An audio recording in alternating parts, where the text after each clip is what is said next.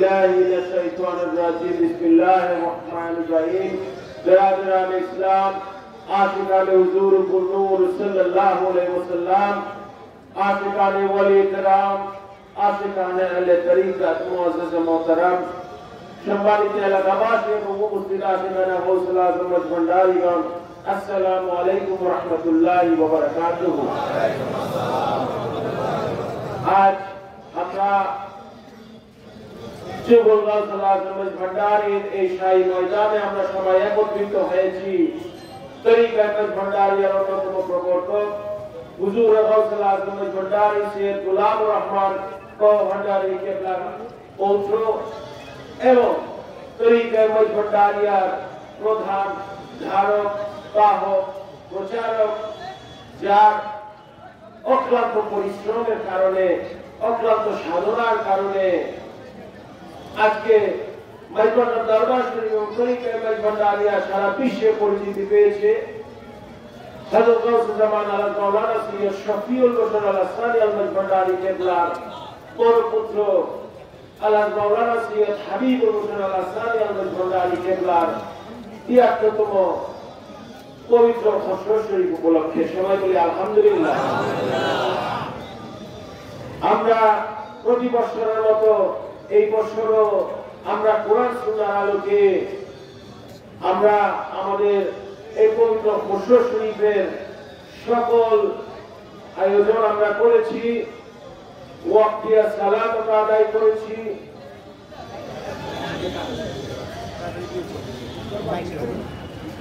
আর আমরা আল্লাহকে খুশি করার জন্য আমরা কোরবানি দিয়েছি, লাখো মানুষকে সাথে নিয়ে আল্লাহর ইবাদত বন্দেগী করেছি, আমার রাসূল পাকের সালাত ও সালাম দরুদ শরীফ আমরা আদায় করেছি এবং কোরআন সুন্নাহর আলোকে সকল কার্যক্রম আমরা সম্পন্ন করেছি। আল্লাহ রাব্বুল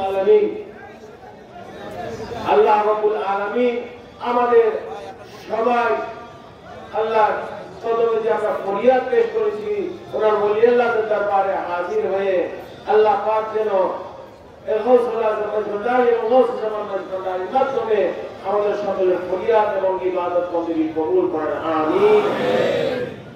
আমাদের মুসলমানদের জন্য আজকে একটি বিশেষ একটি দিন। আমার নবী পাক সাল্লাল্লাহু আলাইহি ওয়াসাল্লামের আমার নবী পাক সাল্লাল্লাহু আলাইহি ওয়াসাল্লামের নাতি, আমার নবী পাক সাল্লাল্লাহু আলাইহি ওয়াসাল্লামের নয়নের মণি হযরত ইমাম হোসেন রাদিয়াল্লাহু তাআলা আনহু, ওনার সাথে আহলে বায়াতের আরো পরিবারের সদস্যদেরকে নিয়ে এবং আহলে বাইতের অনুসারীদেরকে নিয়ে তিনি কারবালার ময়দানে শাহাদাত তিনি বরণ করে নিয়েছেন আমাদের এই ইসলামের জন্য, শহীদ হয়ে গিয়েছেন এই দিন। আসলে আমার নবী পাক সাল্লাল্লাহু আলাইহি ওয়াসাল্লামের নয়নের মণি, তিনি সেই দিন আমরা বাহ্যিকভাবে যে আমরা বলি আমরা প্রাণ, সেই প্রাণ তিনি সেদিন হারান। কিন্তু আপনারা বলেন আজকে আমাদের সবাই ঈমানের মধ্যে, আমাদের সবাই আমলের মধ্যে, আমাদের সবাই দৈনন্দিন প্রতিটা মুহূর্তে হযরত ইমাম হোসেন জিন্দা আছেন কিনা বলেন? আছে। বাহ্যিকভাবে তিনি শহীদ হলেও ওনার এই আহলে বায়াতের ধারাকে ইয়াজিদ এবং তার বাহিনী থামিয়ে রাখতে পারে না। যারা সেদিন ক্ষমতার লোভে, পয়সার লোভে, অর্থের লোভে ইসলামকে তারা সামনে রেখে আহলে বায়াতকে শহীদ করেছে, আমার রাসূলের আশিকদেরকে শহীদ করেছে, তাদেরকে মুসলমানরা ঘৃণা করে নাকি ভালোবাসে বলে?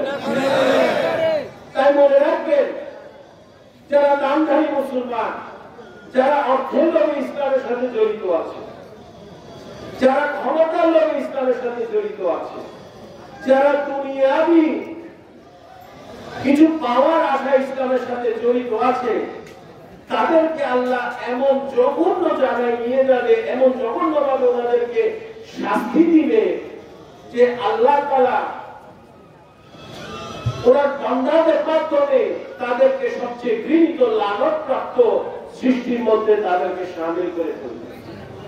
এবং অপরদিকে আছে যারা নিজের জানকে পরোয়া করে না, যারা নিজের সম্পদকে পরোয়া করে না, যারা নিজের পরিবার আত্মীয় স্বজনকে পরোয়া না করে আল্লাহর প্রেমে, আল্লাহ রসুলের প্রেমে, কুরআন সুন্নাহর প্রেমে, আহলে বাইতের প্রেমে তারা ইসলামের জন্য যে কোনো মুহূর্তে মাঠে নেমে যায়, তাই না? তারা তাৎক্ষণিকভাবে তারা শাহাদাত বরণ করলেও আল্লাহ পাক রব্বুল আলামিন তাদের চিরতরে অমর করে রাখবে। যেমন অমর হয়ে আছেন আমার ইমাম হোসেন রাদিয়াল্লাহু তাআলা আনহু, যেমন অমর হয়ে আছেন আহলে বাইতের সকল সদস্যবৃন্দ, যেমন অমর হয়ে আছেন আশিকে রাসূল, যারা সেদিন কোরআন সুন্নাহর বাণী প্রচার করার জন্য, আল্লাহর সত্যতা প্রচার করার জন্য, আল্লাহ রসুলের সত্য বাণী প্রচার করার জন্য তারা বলেছেন ইমাম হোসেন আপনাকে সেখানে আমরা একা ছাড়বো না, যা কিছু আছে সবকিছু আমরা আল্লাহর ওয়াস্তে, আল্লাহর খুশির জন্য, আল্লাহর ইসলামের জন্য, আপনার নানা সারা পৃথিবীর সমগ্র সর্বশ্রেষ্ঠ সৃষ্টি নবী সাল্লাল্লাহু আলাইহি ওয়াসাল্লামের জন্য আমরা সবকিছু এক মুহূর্তের মধ্যে আমরা শেষ করে দিতে রাজি। কিন্তু আল্লাহর প্রেম শেষ হবে, রসুলের ঈমান শেষ হবে, আল্লাহর জিকির শেষ হবে। সত্যের জন্য আহলে বায়াত এবং আশিকে রাসূলরা যেভাবে লড়াই করেছে, আমরা আশিকানে গৌসুল আজম ভান্ডারী, আমরাও তো রসুলের আশিক, আমরা আহলে বায়াতের আশিক, আমরা সে আহলে বায়াতের দরবারে আমরা এখানে বসে আছি। আমার গৌসুল আজম আহমদুল্লাহ ভান্ডারী কিবলা, আমার গৌসুল আজম সৈয়দ গোলামুর রহমান বাবু ভান্ডারী কিবলা, আমার গৌসুল জামাত সৈয়দ শফিউল বশর আল আসারি আল ভান্ডারী কিবলা, ওনারা আছে কি নাই বলেন? তাই যারা আল্লাহর পথে চলে, যারা আল্লাহ বলা হয়, যারা আমার রসুলের নিয়ামত প্রাপ্ত এই রক্ত মুবারকের বংশের মাধ্যমে দুনিয়াতে আসে, তাদের কোনো মৃত্যু হয় না। তাদেরকে আল্লাহ আল্লাহর নিজ শক্তিতে, নিজ গুণে, আল্লাহর রহমত নিয়ামত বরকত দিয়ে আল্লাহ তাদের মাধ্যমে দুনিয়া পরিচালনা করে, অতীতেও করেছেন, বর্তমানে করছেন, আগামীতেও করবেন। একদিন আমরা কেউ থাকবো না, সেদিন কি গৌসুল আজমের মন্ডলী থাকবে কিনা বলে?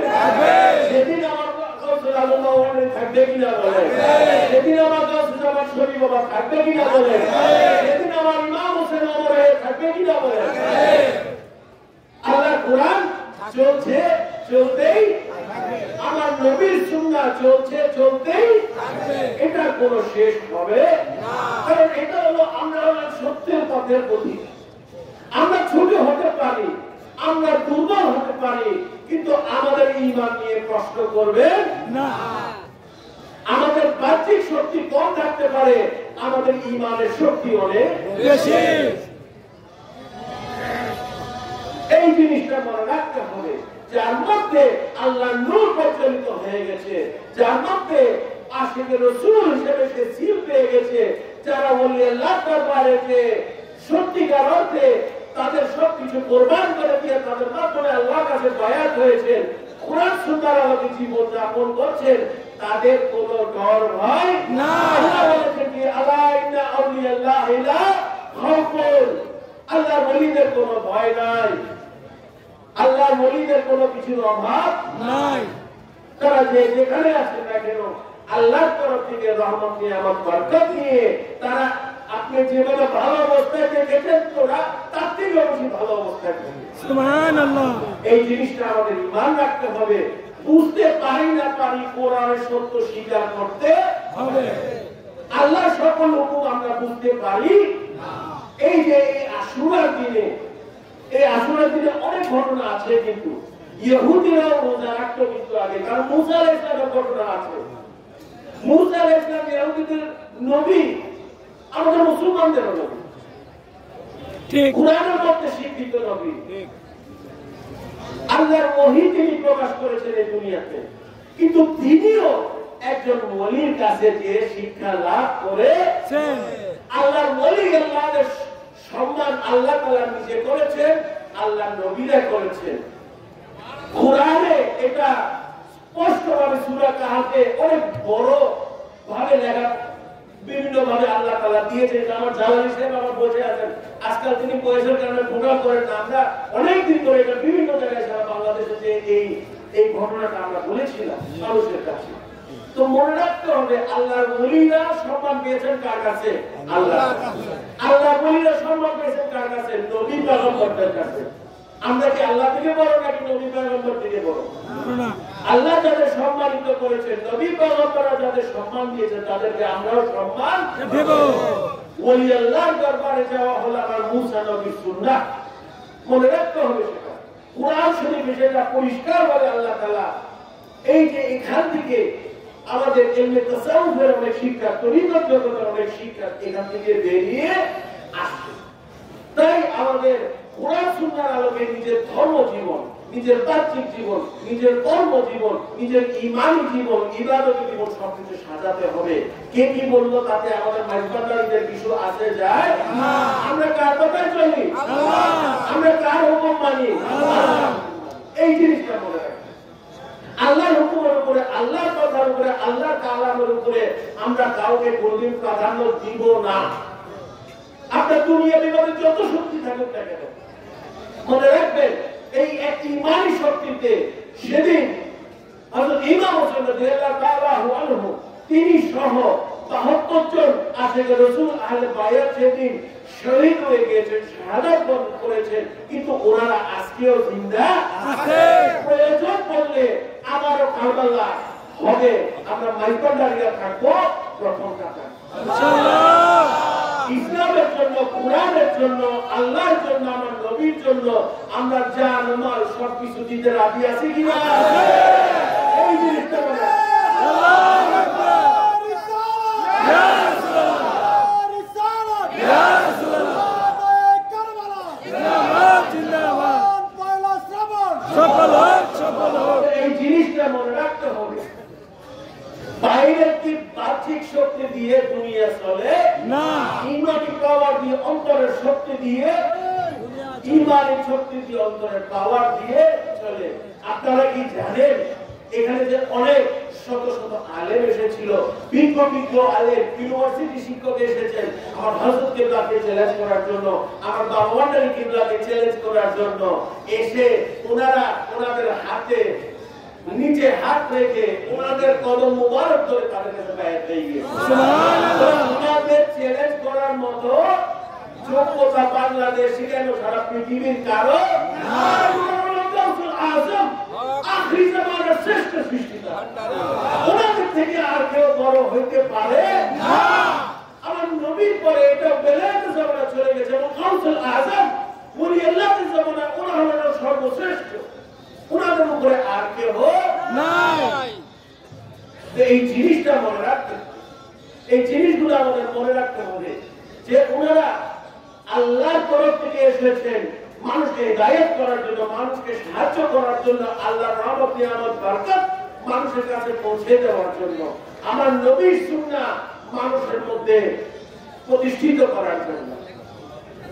কারণ এইটা ছাড়া আমাদের আর কোনো উপায় নাই।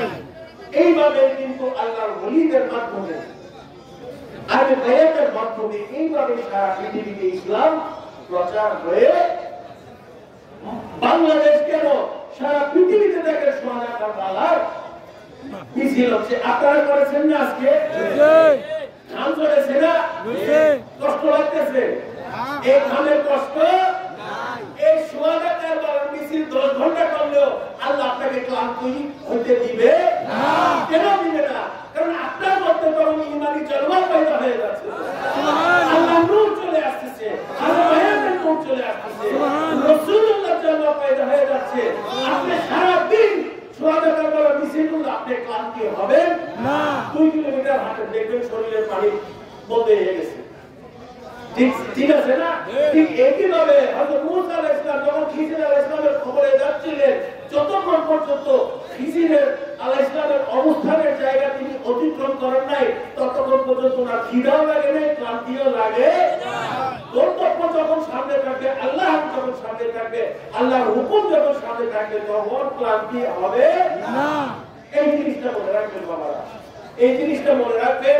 আপনারা সবসময় আল্লাহর নিয়তে কাজ করতে চেষ্টা করেন, আল্লাহর হুকুম পালন করতে চেষ্টা করেন, আমার নবীর সুন্নাহ অনুসরণ করতে চেষ্টা করেন। দেখবেন যত বিপদ আপদ বালা মুসিবত আছে, ওনাদের একটা কোনো কিছুর মাধ্যমে ওনারা কাটিয়ে দিয়ে আসবে। এই জিনিসটা মনে রাখবেন, ঈমানি শক্তি হলো সবচেয়ে বড় শক্তি, এবং ঈমান মজবুত কখন হয়, তখন বান্দার ভিতরে ইবাদত থাকে। ঠিক আছে না? কারণ আমার মধ্যে যদি ইবাদত নেই, আমার মধ্যে যদি জিকির নেই, আমার মধ্যে যদি সালাত ও সালাম নেই, আমার মধ্যে যদি হারামকে আমি ঢুকিয়ে ফেলি, তাহলে কেমন হবে? হারাম আপনার ঈমানকে দুর্বল করে দিবে, ইবাদতহীনতা আপনার ঈমানকে ধ্বংসের পথে নিয়ে চলে যাবে। আল্লাহ জিকির করেন না, রাসূলের দুরূদ করেন না, তখন কি হবে? ঈমান আস্তে আস্তে দুর্বল হবে। আর ঈমানের দুর্বলতা নিয়ে সারাদিন নামাজ পড়লেও কোনো কিছু হবে না। ঈমান হলো মেইন, এটা হলো ফাউন্ডেশন আমাদের, কিন্তু ফাউন্ডেশনও মাটির তলে থাকে। ঘর বানাই নিয়ে না সৌন্দর্য হয়, তাই না? তাই আমাদের ইসলামী জীবনের আল্লাহর যে ইবাদতি জীবনের যে আল্লাহ তাআলা হুকুম করেছে, সে ঈমান হবে আমাদের ফাউন্ডেশন। আমাদের অন্তরে থাকবে, আমাদের কলবের মধ্যে থাকবে, আমার হৃদয়ের মধ্যে থাকবে, আমার মোবাইলের মধ্যে থাকবে। ইবাদত দিয়ে আমি আমার বাহ্যিক জীবনটাকে আল্লাহ পছন্দময় রাস্তা হিসেবে আমি বেছে নিয়ে আমি সেই জিনিসটাকে সাজাবো। এবং মনে রাখবে যে এই সাজা কারবালার অনেক ইউনুস নবীর ঘটনা আছে, আবার মুসা নবীর ঘটনা আছে, আবার ইব্রাহিম নবীর ঘটনা, অনেক কিছু আছে। এবং এই জিনিসটা নিয়ে আমার নজরুল সেই বাবা, আপনাদের মুশকিল হাবিব বাবার পিতা, আজকে যারা প্রশাসক, এগুলো নিয়ে অনেক আলোচনা করেছেন, এগুলো আপনারা পড়বেন। আজকে একটা কিতাব আছে মারিফাতের সন্ধান, বাবাদের কেবল নিচে রেখেছে মাইকবান্ডার দরবার শরীফে সুহাদা কারবালা নিয়ে। সুহাদা কারবালা যদি ঘটনা করতে চান, মাওলানা সাহেব জিজ্ঞেস করেন, 8-10 বছর লেগে যাবে। কিন্তু একজন আলে রাসূলের মাধ্যমে সে 8 বছরের শিক্ষা আপনি এখানে পেয়ে যাচ্ছেন। কারণ ওনাদের মধ্যে যে জিনিসটা আছে, এটা তো সবার মধ্যে নাই, দুনিয়াতে আলেমের মধ্যে নাই। মাওলানা রুমি যেভাবে কোরআন বুঝেছে, বাকি আরো 100 আলেম কি একইভাবে কোরআন বুঝেছে? নাই। কারণ ওনার মধ্যে আল্লাহ তাআলা শামসের মাধ্যমে নূর ঢেলে দিয়েছেন, রহমত ঢেলে দিয়েছেন, বরকত ঢেলে দিয়েছেন। সুবহানাল্লাহ। কারণ মাওলানা রুমি পরিচিতি পেয়েছে শামসের, শামসের বিজের কাছে এসে তিনি মাওলানা রুমি হয়েছে, আল্লাহর ওলি হয়েছে, জগৎ বিখ্যাত হয়ে গেছে, সকল মুসলমানদের কাছে মাথা তাজ হয়ে গেছে। তার আগে তিনি একজন শিক্ষক ছিলেন, একজন মাওলানা ছিলেন, যিনি আজকে আছে কালকে নাই। কিন্তু আল্লাহর ওলিরা গতকালও ছিল, আজকেও আছে, কালকেও থাকবে। এইটা হলো রুমি হয়েছে শামসের কারণে। একজন কামেল মুর্শিদ মাওলানা রুমির মতো ইসলামিক ইতিহাসে আর দ্বিতীয় কোন ব্যক্তিকে স্বীকৃত করা বড় কষ্ট হয়ে যাবে, ছিল না যে আমি বলছি না। কারণ আল্লাহর ওলিদের কার ভিতরে আল্লাহ তাআলা কি শিক্ষা দিয়েছে তো বলা অসম্ভব, তাই না? বাহ্যিকভাবে মাওলানা রুমির মতো একজন শিক্ষিত আলেম কে পাওয়া, আপনি ইসলামিক ইতিহাসে মাথা ঘাটাই রাখতে পারবেন। উনি 10-12টা দেশ ঘুরে হজ উমরা সবকিছু করে তারপরে কুমিল্লাতে গেছেন আফগানিস্তান থেকে। কারণ আমি গত বছর গিয়েছিলাম, এটা নিয়ে একটা বিশেষ সংবাদ আমরা বের করেছি, এটা নিয়ে আমি অনেক লেখা দিয়েছি আপনাদেরকে। তো মাওলানা রুমি হয়েছে একজন আল্লাহর ওলি, বুঝেছেন? আল্লাহর ওলি সবাই যত বড় শিক্ষক হোক না কেন, মাওলানা বজলুল করিম মন্দাকিনী কি কম শিক্ষিত ছিলেন না? এখন মাইকবান্ডার এসে দেখে ওনার কালাম গুলো দেখেন না, আমার হজরতের সামনে পাগল হয়ে যাবে। দেওবন্দের মস্ত বড় আলেম ছিলেন, সারা পৃথিবীতে কেউ ওনাকে চ্যালেঞ্জ করার মতো ছিল না। মাওলানা এই যে আমাদের এখানে পাশে ইসাবুল সাহেব, ওনাকে আমার বাবারাও দেখেছে। হ্যাঁ, আমি কয়েকদিন আগে ওনার ঘরে গিয়েছিলাম, 22-24 সময় মনে হয় সেখানে।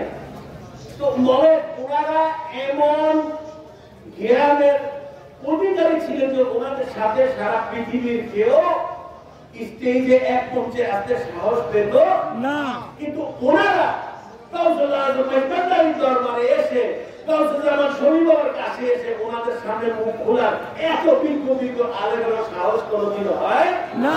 কিছু তো আছে, কিছু তো আছে, নইলে এত বড় বড় শিক্ষিত আলেম যারা জগৎ বিখ্যাত, যাদের বাহাসে তাদের দেশে বিদেশে কেউ ওনাদের সামনে এসে মুখ খোলার সাহস পায় না, ওনারা কেন মাইক্রোটা এসে মাথার উপরে চুপ হয়ে যায়? এই জিনিসটা আমরা ইনশাআল্লাহ আজকের কথা বাড়াবো না। আমরা সবাই আজকে আমাদের আনন্দের দিন, এবং প্রত্যেকে আমি যেটা বলেছি এই কিতাব সবাই নিয়ে যাবে, কারণ এই কিতাব হলো পাশায় বসে থাকে হাবিবের কথা মনে করে কি করে না, কিতাব খুলবেন পড়বেন, কোন বুঝবেন যে বাবার সাথে আমি কথা বলছি, পরিবার পরিজন নিয়ে পড়বেন, আলোচনা করবেন। সত্যি কথা বলতেছি, একটু পড়েন, আরবি দেওয়া আছে, বাংলা দেওয়া আছে, সোর্স দেওয়া আছে, সোর্স মানে হলো কোথা থেকে সেটা আসছে সবকিছু আপনি এগুলো পড়েন, এইভাবে নিয়ে পরিবার পরিজন নিয়ে আলোচনা করেন, দেখবেন আপনিও ছোটখাটো মাওলানা হয়ে গেছেন আস্তে আস্তে। যতগুলো মারফতের সন্ধান এবং বিভিন্ন বই পুস্তক বাবাজান কেবলা বের করেছেন গত ৮-১০ বছরে, যদি সবকিছু মন দিয়ে পড়েন দেখবেন আপনারা ছোটখাটো মাওলানা হয়ে গেছেন। এটা হলো আমার ভান্ডারির উসিলায় হবে না, ইনশাআল্লাহ। সবাই ভালো থাকবেন, সুস্থ থাকবেন। আমরা এইভাবে যেন দিনের পর দিন, বছরের পর বছর আমাদের দিন দুনিয়ার পাশাপাশি আমাদের বাহ্যিক জীবনের পাশাপাশি যেন আমরা আল্লাহ রাসূলের কোরআন সুন্নাহ খেদমতে থাকতে পারি, প্রচারে থাকতে পারি, এবং আলে রাসূলের দরবার কাউসাল আজম ভান্ডারীর দরবারের সাথে, তরিকা ভান্ডারীর সাথে যেন আমরা সবাই জড়িত থাকতে পারি। কারণ এটা এমন একটা দরবার, এই দরবারের যত কর্মকাণ্ড আছে সেটা আপনার ইহকালেও কাজে আসবে, পরকালেও কাজে আসবে।